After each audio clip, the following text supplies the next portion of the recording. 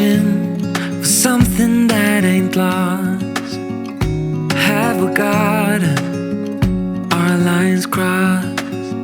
We're wasting time on stuff that doesn't really matter, while wishing for something better.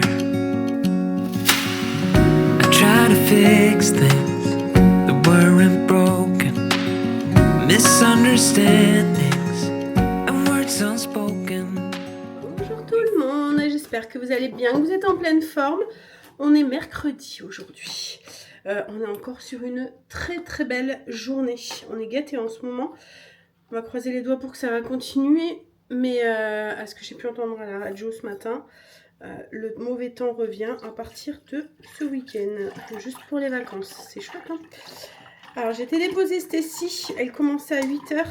Elle était en examen blanc aujourd'hui. Comme je vous ai dit cette semaine, c'est une semaine banalisée pour le bac blanc. Donc là, elle était en examen blanc pour la philo. Alors, je suis en train de préparer des yaourts à boire. On a une petite puce à la maison qui adore les yaourts à boire de Mimi. Ou les yaourts à boire de la Boréalia.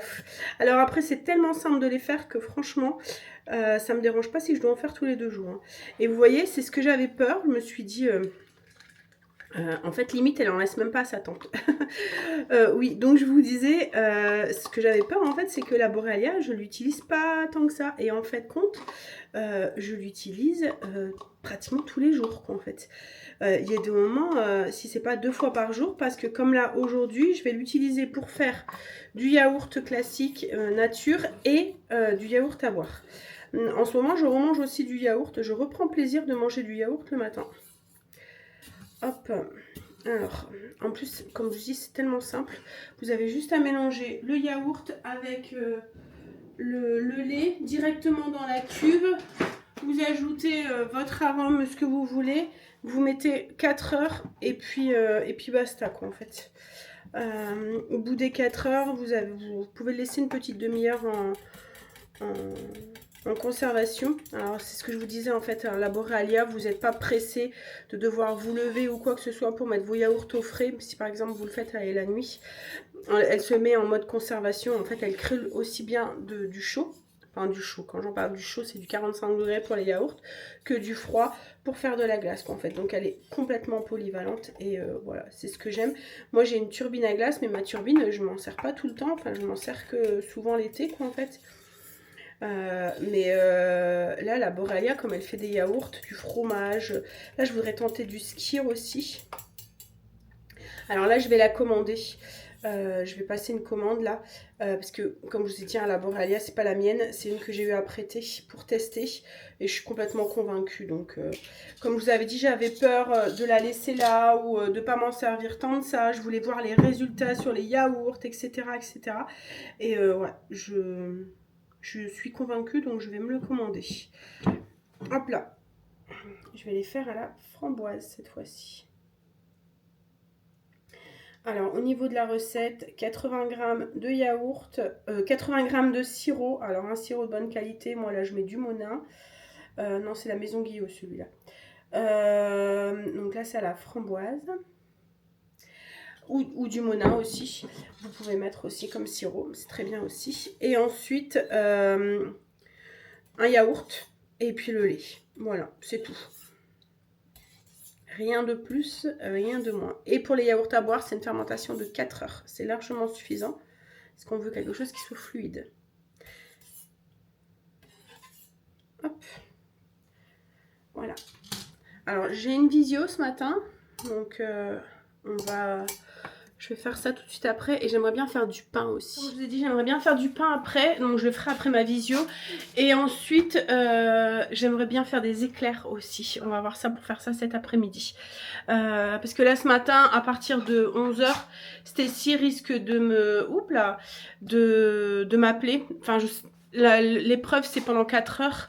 Mais ça se peut qu'elle ait fini avant, quoi, en fait. Donc, à voir. Après, ça m'étonnerait de Stécie, parce que souvent, elle grappille toutes les minutes qu'elle peut pour peaufiner son truc. Mais voilà, on sait jamais.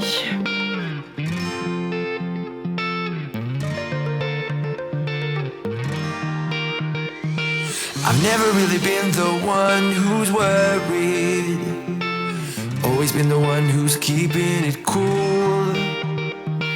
The kind of guy who chill while others hurry. I didn't know that I've been the fool. I've been telling lies about something real, but I know love is based on honesty. Kept thinking how real love should feel, knowing that it's not just you, it's me. 'Cause I was made to be free.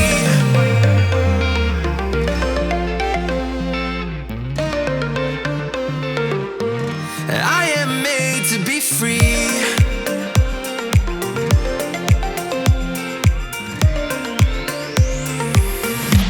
I am made to be free.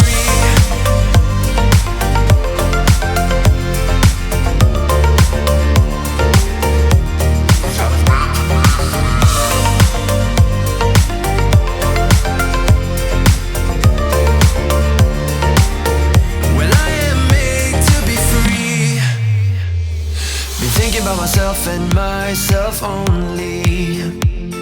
I've been like that since I was a kid. I've always put my feet wherever I want to. Before I saw who I could be, kept thinking, where did I go wrong? Then realizing where I do come from, was asking how real love should feel, knowing that it's not just you, it's me. 'Cause I was made to be free.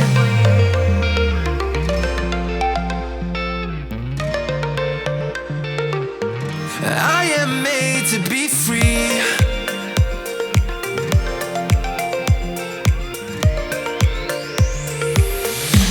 I am made to be free.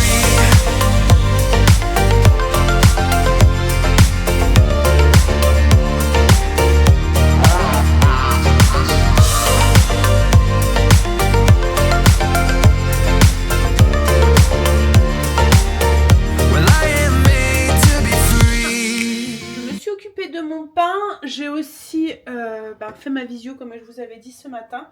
J'ai travaillé un peu sur le PC et là je suis en train de préparer des galettes de thon des galettes parmentières de thon pour ce midi. Alors j'ai fait cuire des pommes de terre, je vais vous mettre la recette sur Insta pour celles que ça intéresse. J'ai fait cuire des pommes de terre farineuses au Thermomix, donc à la vapeur. Vous faites comme vous voulez à la maison. Si vous voulez, vous pouvez les faire cuire à l'eau. Voilà. Le principal, c'est d'avoir des pommes de terre cuites. Je viens de retirer l'eau et là, je vais venir ajouter 1 à 2 échalotes à l'intérieur. Vous allez voir, c'est une recette qui est très très facile et qu'on va faire avec... on va faire cuire ça dans des moules. Les moules grands ronds de chez Guy Demarle. Alors après, vous pouvez les faire cuire dans autre chose hein, si vous le souhaitez. Dans un autre moule. Ce qu'il y a, c'est que là, ça va faire des parts individuelles. Et j'aurai juste à servir ça, démouler ça, servir ça avec une petite salade. Et je me demande si je ne vais pas faire une petite sauce vierge pour aller avec aussi. Alors, du coup, je viens mettre mes 2 échalotes et je vais mixer comme d'habitude 5 secondes, vitesse 5. Et vous à la maison, si vous n'avez pas de TM7, vous les hachez à la main.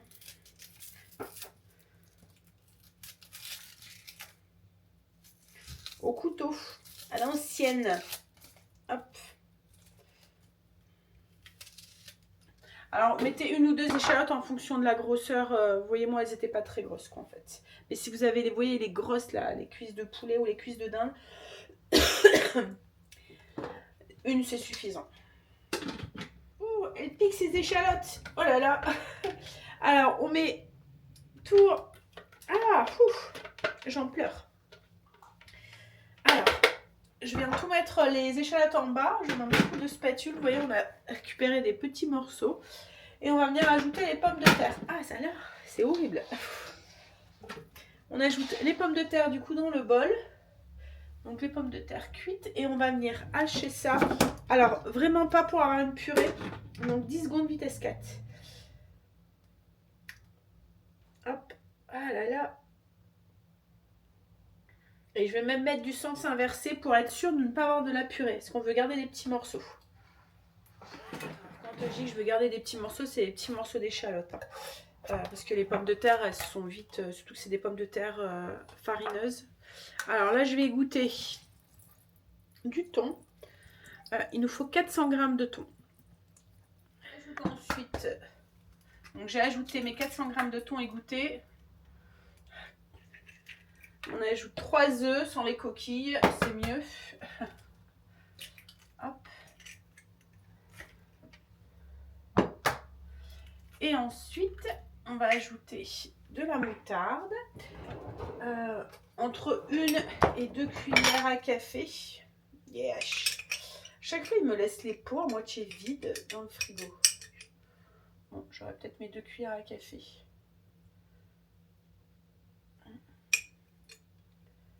Ouais. Alors, c'est pour un peu corser le goût. On pourrait mettre aussi, vous voyez, la moutarde avec les petits grains aussi. Voilà. En plus, elle est forte, donc je ne vais pas en mettre de trop. Parce qu'elle pique. Alors, j'ai ajouté du coup les 400 g de thon, les 3 œufs, un peu de persil ou de ciboulette, c'est vous qui voyez. Les 2 cuillères à café de moutarde, 150 g de fromage râpé. Donc là, moi, j'ai mis de l'emmental. On va venir ajouter du sel et du poivre. Alors, mettez pas trop de sel parce que le thon est déjà bien salé. Hop, hop. Et on va venir mélanger ça vitesse 3. N'hésitez pas à donner un petit coup de cuillère avant de lancer le mélange. Et ensuite, du coup, 15 secondes, sens inversé, vitesse 3. Et c'est parti. Je vous montre du coup la texture qu'on doit obtenir. Vous voyez, on n'a pas de la purée, on a des petits morceaux de thon, on a un peu comme de la rillette en fait, de thon avec des pommes de terre, du fromage. Et là du coup on va venir remplir, comme je vous ai dit, le moule que vous choisissez. Moi ça va être le moule grand rond. Hop. Alors pas besoin de graisser, rien du tout, hein. Avec les moules Guy de Mâle, on vient directement verser à l'intérieur. Et avec la recette, comme vous le voyez, on a de quoi remplir exactement le moule 6 grands ronds de chez Guy de Mâle. Donc là, je viens juste un petit peu égaliser la surface. Hop. Et on va enfourner ça.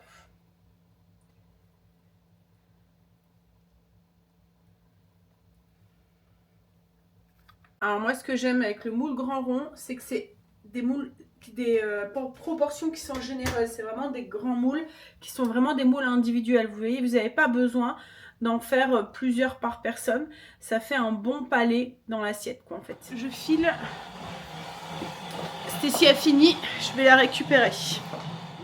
J'ai été récupérer Stécie. Elle a eu le droit au bonheur en philo ce matin. Quelle belle... surtout en ce moment. Beau thème. Alors, j'ai lancé mon four, 180 degrés. Je vais pouvoir mettre mes petites galettes de pommes de terre. Je les avais mis au frigo en attendant. Et là, je vais lancer, je vais faire un... J'avais envie d'un petit côté de fraîcheur, vous voyez, sur le dessus. Faire comme une petite sauce, mais pas une sauce trop lourde. Donc, je vais faire un picot de galop.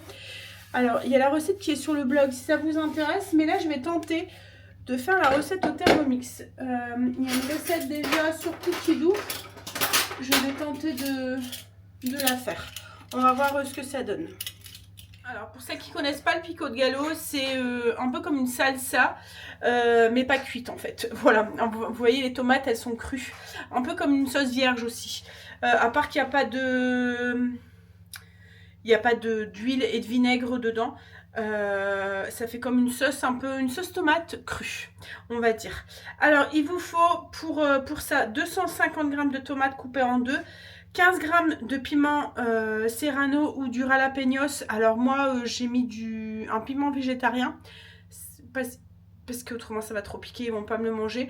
Alors le piment végétarien, si vous connaissez pas, ça a le goût du piment, mais ça n'a pas le côté piquant du piment. C'est un piment qui est très très doux. Et du coup, ben, Greg et les enfants arrivent à le manger. Ensuite, 25 g d'oignons, moi je vais mettre de l'oignon rouge, du sel, et puis des feuilles de coriandre. Alors moi je vais pas mettre de coriandre, je vais mettre du persil. Mon oignon rouge est pourri, donc ça sera de l'oignon blanc. On voit que là on est vraiment sur la fin de saison des oignons, ils commencent à être plus très beaux. Hop. Une fois qu'on a mis tous les ingrédients dans le bol, on va venir mélanger, mixer 10 secondes vitesse 4. Voilà ce qu'on obtient. Vous voyez, ça fait un peu comme une salsa en fait. Alors il n'y a pas d'huile, il n'y a pas de vinaigre, il n'y a rien du tout. C'est le jus des tomates en fait avec le sel qui... voilà. Et franchement le résultat est pas mal. Alors moi d'habitude je les coupe en tout petits dés là, mais franchement ouais, là ça va. Ça a été rapide. Les galettes de thon sont cuites, elles sont toutes dorées, vous voyez. Hop là. On va les retourner. Alors ça fait 5 minutes que je les ai sortis. À chaque fois, comme je vous ai dit, on attend à peu près 5 minutes. Alors, on va mettre une plaque. Hop, et on vient retourner. Hop là. Hop. Et le résultat, ça se démoule. Seul. Voilà. Vous avez vu, hein, pas de gras, pas de matière grasse et on a un démoulage qui est parfait. Et ça a doré aussi dans dessous. Voilà ce que ça donne du coup. Avec le picot de galop au-dessus, un petit peu de salade. Et je voulais vous montrer à l'intérieur, voilà ce qu'on c'est. On a fini de manger, et ben c'était très bon. Et franchement, le picot de galop, ça apportait vraiment quelque chose au-dessus. Ça a donné un petit coup de fraîcheur. Ça allait très bien en plus avec le thon. Je suis en train de mettre mes yaourts à boire qui étaient finis. Alors, ils ont même resté un petit peu en mode conservation. En bouteille. Parce que ma petite puce, elle a fini la dernière ce matin. Elle adore ça. En fait, elle déjeune avec ça le matin.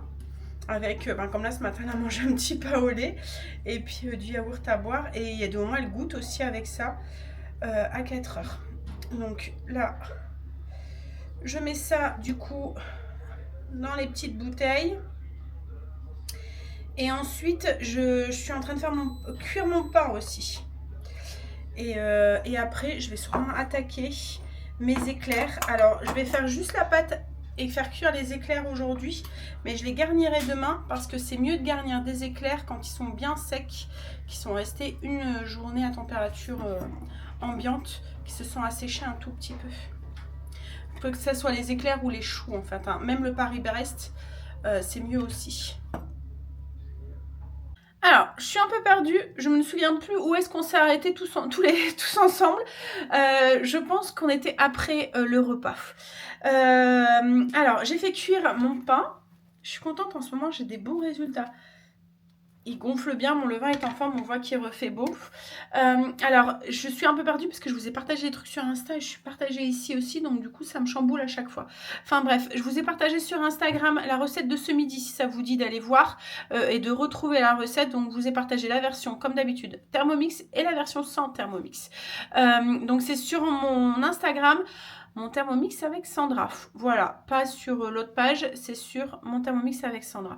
Il y a quelques temps de ça, je vous disais aussi que j'essayais de faire un truc pour ceux qui n'avaient pas Instagram. Je sais que certains d'entre vous n'ont pas Insta, ne souhaitent pas l'avoir. Par contre, vous êtes beaucoup à avoir Facebook. Donc, j'ai créé une page Facebook pour vous partager ce que je partage sur Insta directement sur Facebook. Mais en plus, l'avantage aussi sur Facebook, c'est que j'ai créé une page où vous allez pouvoir aussi partager.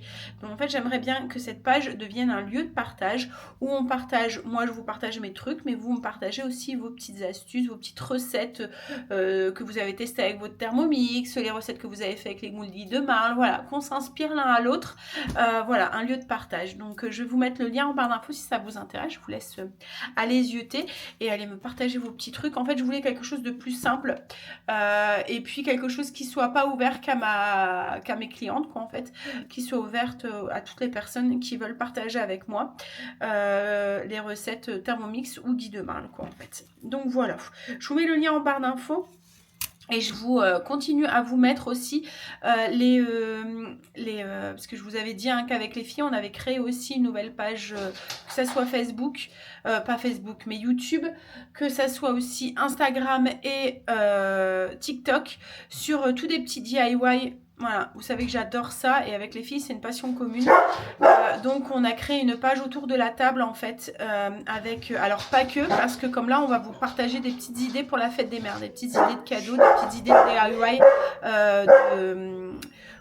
pour la fête des mères, quoi, en fait. Donc, n'hésitez pas à les jeter, à les voir et à les vous abonner. Ça nous encouragera encore plus partager avec vous. Voilà. Après, pour tout vous avouer, c'est beaucoup les filles qui gèrent ce côté-là. C'est elle qui répond à vos coms et tout. Comme je leur avais dit, en fait, moi, je veux bien, mais je ne pouvais pas tout me rajouter une charge encore en plus de travail.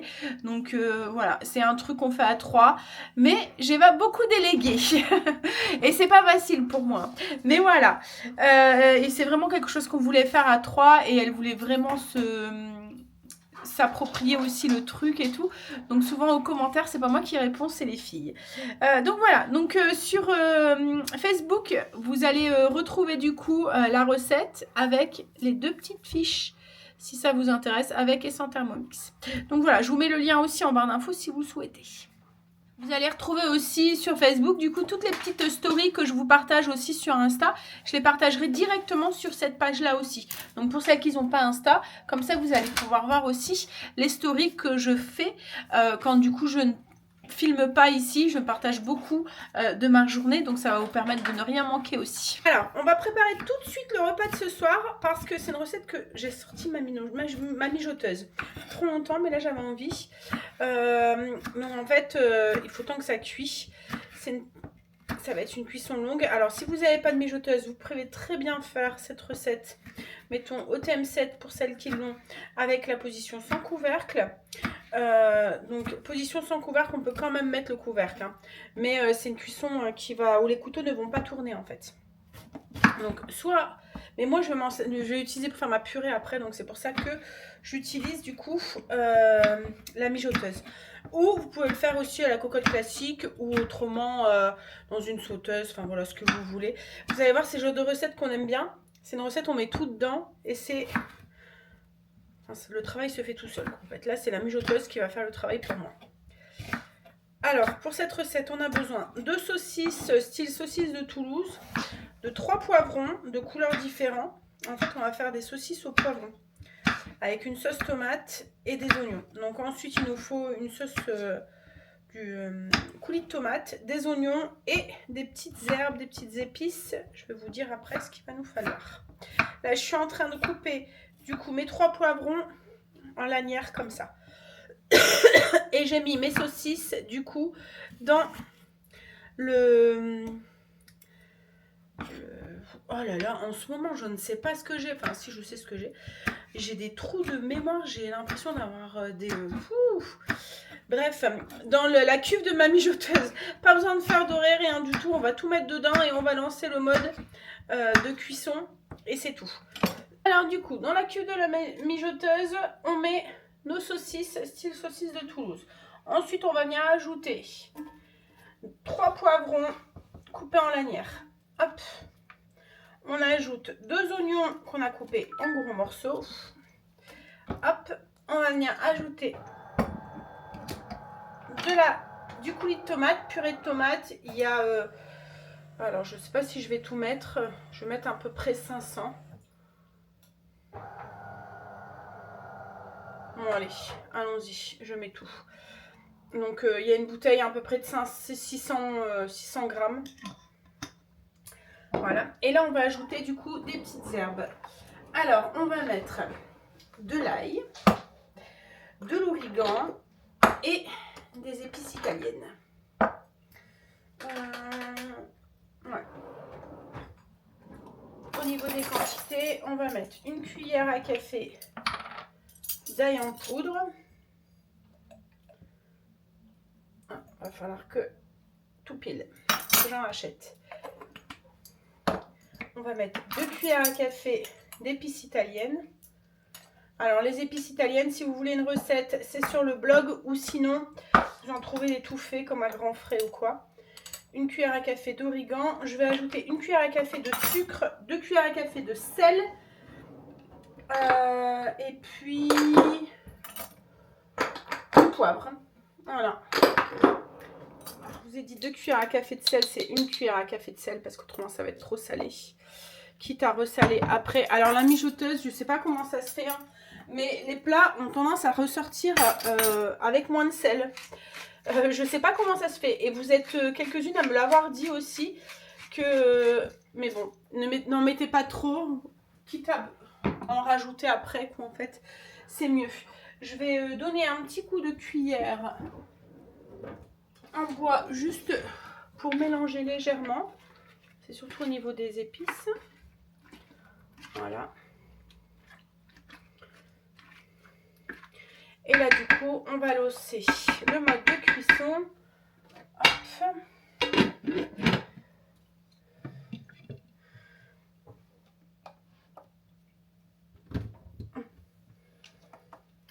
Je vais mettre puissance élevée pendant 3 heures. Voilà.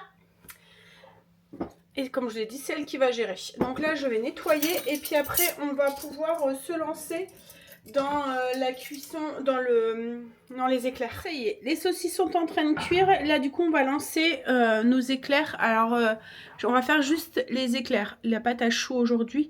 Demain, je vous montrerai le résultat une fois garni. On fera peut-être aussi la crème pâtissière ensemble. Mais du coup, je vous partagerai ça sur Insta ou sur Facebook. Comme je vous ai dit, quand je ne filme pas, je partage la bof. Donc, c'est une raison de plus pour aller vous abonner. Comme ça, ça vous permet de ne rien manquer. Allez, on va mettre le four déjà en préchauffage à 180 degrés, chaleur tournante. Alors, en fait, je vous dis chaleur tournante, mais pour les choux, logiquement... On va passer en mode cuisine manuelle et on va venir mettre dans le... Alors moi je vais le faire au Thermomix, vous pouvez le faire à la casserole. Hein. Là ce qu'on va faire c'est qu'on va faire chauffer 150 g d'eau, 80 g de beurre coupé en petits morceaux et 10 g de sucre en poudre. Donc là du coup, comme je l'ai dit, moi je prends la cuisine manuelle. Je vais venir mettre 150 g d'eau. Et ça vous pouvez le faire à la casserole si vous le souhaitez. Hop. Ensuite, on va venir ajouter 80 g de beurre coupé en petits morceaux et 10 g de sucre en poudre. Une fois que vous avez mis l'eau, le beurre et le sucre, on va venir mettre 5 minutes à 100 degrés. Hop là, vitesse, tchouk, 100 degrés, vitesse 1. Voilà, on ferme.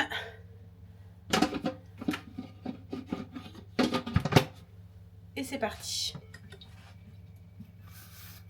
Alors, une fois que c'est fait, le beurre est bien fondu, on va venir ajouter de la farine.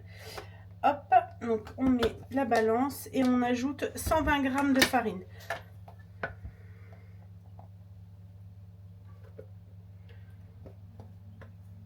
Alors moi c'est de la T45 que je mets. Hop là. Et on va venir mélanger ça.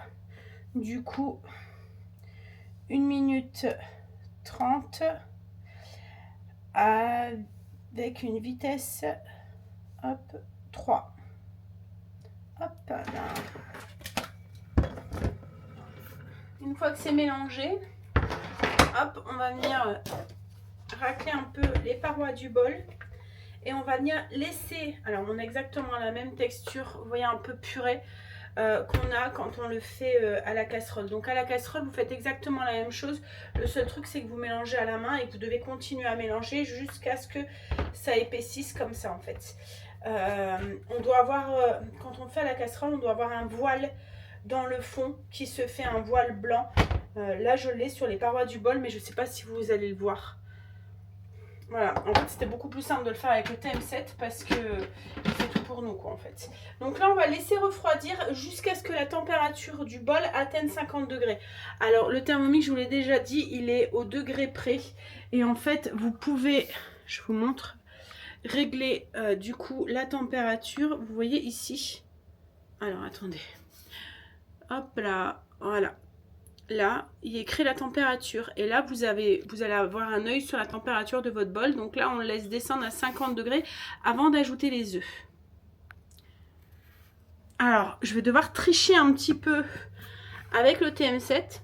Parce que logiquement, avec le TM6 ou le TM5, on laisse le couvercle et on vient mettre les œufs directement au-dessus. Ils vont tomber, vous voyez l'orifice, en fait il y a un trou dans le couvercle. Là nous on l'a plus le trou.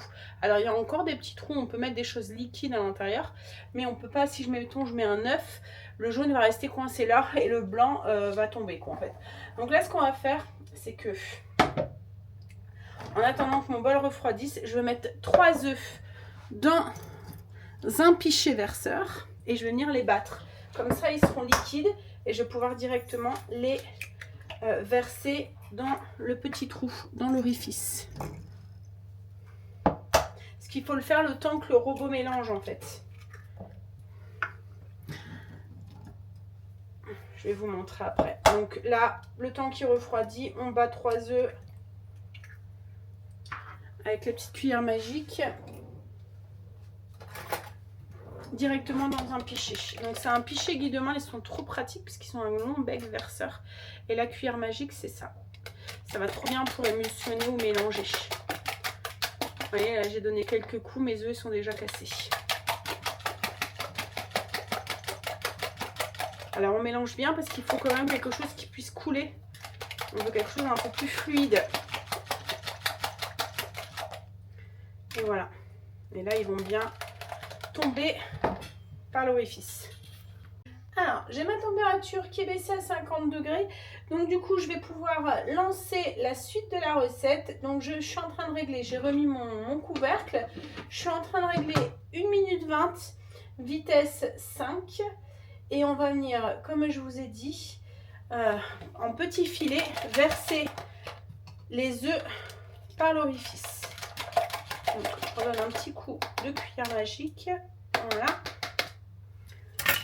On lance et on y va.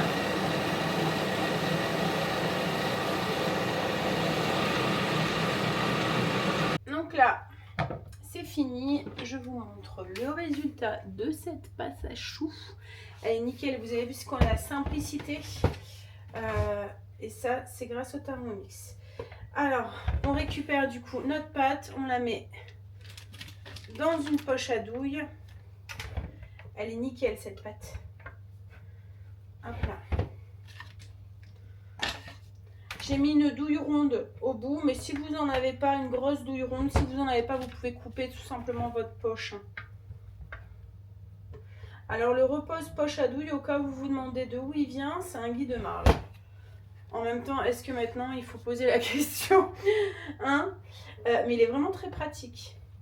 Ça vous permet d'avoir... Alors avant j'utilisais un pichet. En fait, ça vous permet d'avoir les mains libres, quoi, en fait.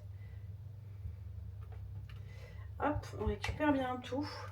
Et vous allez voir que mes choux, je vais les faire cuire dans une plaque boulange de chez Guidemain. Ça va nickel aussi pour tout ce qui est pâte à choux. Et pas que, hein, même pour toutes les tartes, les trucs, vous voyez, avec qui coulent pas en fait, qu'ils ont besoin d'être cuits en dessous, mais que ça coule pas. Donc là, vous allez voir, ça fonctionne nickel. Et en plus, du coup, vous allez avoir des éclairs qui vont être super bien formés. Parce qu'en fait, ils vont être encerclés dans le moule, quoi, en fait. Hop là. Donc, comme je vous ai dit, j'ai mis une douille ronde. Hop là. Alors, je vous parle de ces moules aussi parce qu'en fait, on est en pleine promotion en ce moment chez Guidemain. Dès que vous achetez un moule de la gamme Boulange, vous avez un Paleton gratuit. Donc voilà, le Paleton, c'est le petit panier dans lequel je fais pousser mon pain en fait. Donc là, je vous montre la polyvalence en fait des moules Guy de Marle de la gamme Boulange, parce que c'est pas fait que pour faire de la boulange. Là, vous allez voir, je vais faire mes éclairs dedans. On pourrait aussi faire des petits choux ou des chouquettes dans le petit moule rond pour faire les petits pains là. Voilà, en fait, on peut faire plein de trucs autres. La pâte à pizza. Vous faites des mini pizzas rondes allongées ou des mini pizzas rondes en fait dans le moule rond ou dans le moule à génoise à brioche. Enfin voilà, c'est vraiment polyvalent. En fait, il faut juste ne pas mettre de liquide puisque comme je vous ai dit, la plaque est alvéolée. Vous voyez, hein, c'est ajouré. Donc si vous mettez quelque chose de liquide, ça coule. Là en fait, c'est pas du tout le cas. Donc ça va bien tenir droit. Donc là, on vient hop remplir du coup, hop, on fait un petit trait et comme je vous ai dit en fait ils vont être encerclés, on aura des beaux éclairs réguliers.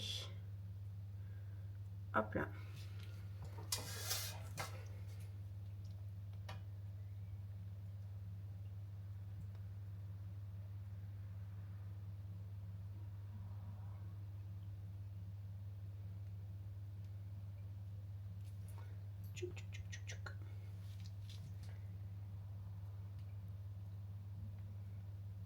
Petit truc, quand vous pochez, vous voyez que vous faites une petite queue, vous venez juste mouiller votre doigt, hop, et vous venez tapoter, voilà, et la petite queue s'efface.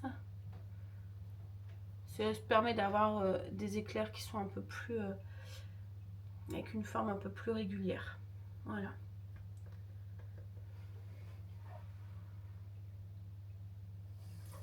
On enfourne du coup dans un four préchauffé à 180 degrés pendant entre 25 et 30 minutes en fonction de votre four. Vérifiez, il faut que ça soit bien doré, bien gonflé.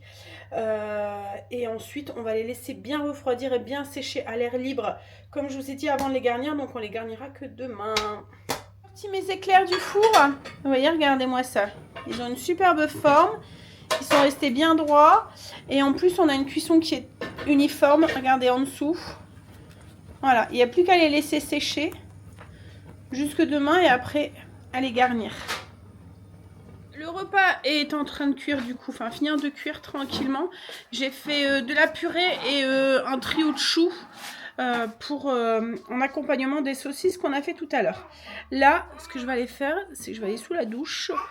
Comme j'ai plus rien à faire et ça fait très longtemps qu'à 6 h il n'y a plus rien à faire, je vais aller sous la douche, prendre mon temps et comme ça, après manger, je vais pouvoir m'installer dans le canapé et regarder un petit peu la télé.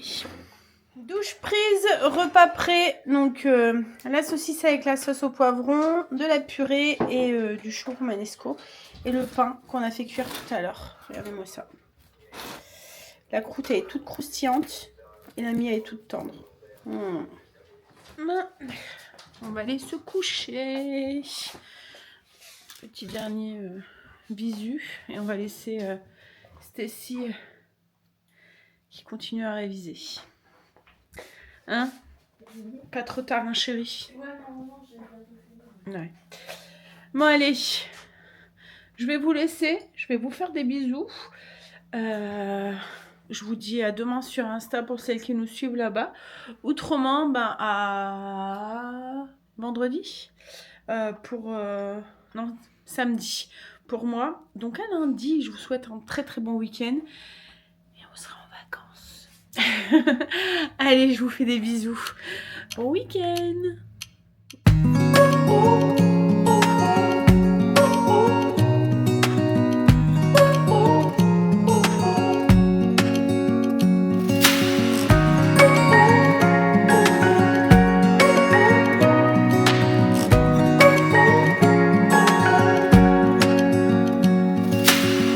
Searching for something that ain't lost. Have we got